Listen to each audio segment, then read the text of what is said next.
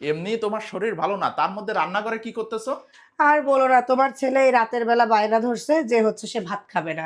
এই যে দুপুরে হচ্ছে মুরগি রান্না করছিলাম না, হ্যাঁ। সে এখন এই মুরগির লেগ পিস দিয়ে খিচুড়ি খাবে। এই রাত্রের বেলা খিচুড়ি?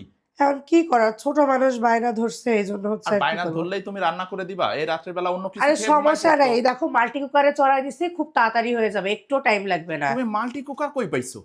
ও, তোমাকে তো বলাই হয়নি, আমি রমণিয়ান ঘরণী ফেসবুক পেজ থেকে এই মাল্টি কুকারটা অর্ডার করছি।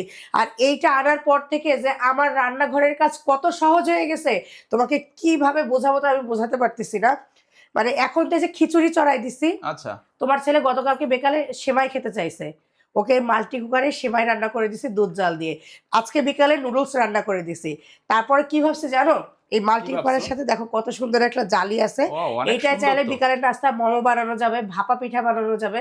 মানে আমাদের মতন ছোট সংসার যাদের, তাদের জন্য যে এই জিনিসটা কত উপকারী সেটা আমি না নেওয়া পর্যন্ত বুঝতেছিলাম না, বুঝছো। তোমার ইভেন আজকে সকালে ডিম পোস্টও করছি, আলু ভাজিও করছি। তোমার মাল্টি কুকারটা আসার পরে তো দেখতেছি আমার বিদ্যুৎ সাশ্রয়ী হবে। এটা হ্যাঁ, আসলে বিদ্যুৎ অনেক কম টানে, বুঝছো, ছোট জিনিস তো। এবং আর গ্যাস সাথে খরচ গ্যাস, হবে না। হ্যাঁ গ্যাস খরচ কমে গেছে কিন্তু তোমার। শোনো, আমার মতন এরকম লক্ষ্মী বউ থাকলে ঘরে শুধু উন্নতিই হবে, বুঝছো।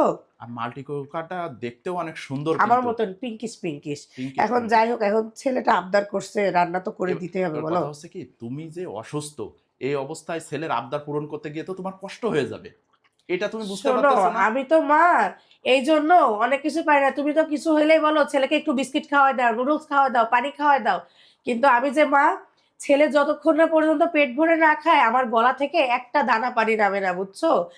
ইভেন তোমার ছোটবেলার কথা চিন্তা করো, তুমি তো এখন খুব সহজে বলে দিতে পারো তোমার মা তোমার জন্য কি কি করছে। আমার শাশুড়ি তো আমার কাছে গল্পও বলছে, কোনো একবার নাকি রোজার মাসে শীতকাল ছিল, তুমি ঘুম থেকে উঠতে চাইতা না, আম্মু নাকি কাঁথা আয়রন দিয়ে গরম করে রেখে চেয়ারের উপরে দিত, তুমি সেই গরম কাঁথার উপরে বসতা।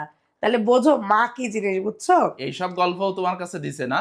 হ্যাঁ, আর আমার আম্মু কি করতো জানো, কি করতো? আমি যদি কোনোদিন রাত্রে না খেয়ে ঘুমায় যেতাম, আম্মু ভাত মাখায় এনে ওই ঘুম অবস্থায় যে কোনো কথা বলে ছল ছাতুরি করে আমার মুখে এক গাল ভাত দিয়ে দিয়ে খাওয়াতো। মায়েরা এমন হয়, বুঝছো। আর আজকে আমি সেই মা, তাহলে আমি কিভাবে আমার সন্তানকে না খেয়ে ঘুমাতে দেই বলো তো। এইটা অবশ্য তুমি ঠিক বলছো বাবা তো আসলে। বুঝবা না, খুব সহজে একটা কথা বলে দিতে পারো, কিন্তু মায়েরা এত সহজে বাচ্চাকে নিয়ে কোনো কথা বলতে পারে না। তবে একটা জিনিস আমি হিসাব করে দেখলাম, এই রাত্রের বেলা তোমার মাল্টি কুকার ছিল বলে তুমি মানে ছেলের ইচ্ছাটা পূরণ করতে পারলা। হ্যাঁ, এইটা বললাম না, আমার রান্নাঘরের কাজকে 2 গুণ সহজ করে দিছে। এখন যেটাই মন চায় চিন্তা করে যে মাল্টি কুকারে দিলেই তো তাড়াতাড়ি হয়ে যাবে। আচ্ছা, তা তুমি শুধু ছেলের জন্য খিচুড়ি রান্না করতেছো কেন? এই মাল্টি কুকারে তো আমার জন্য একটু রান্না করতে পারতে সাথে করে। আচ্ছা, এত খিচুড়ি কি আমার ছেলে একা খাবে বলো তো। একবারে চড়াইছে, আমি তো জানি ছেলের বাবা লোভ সামলাতে পারবে না।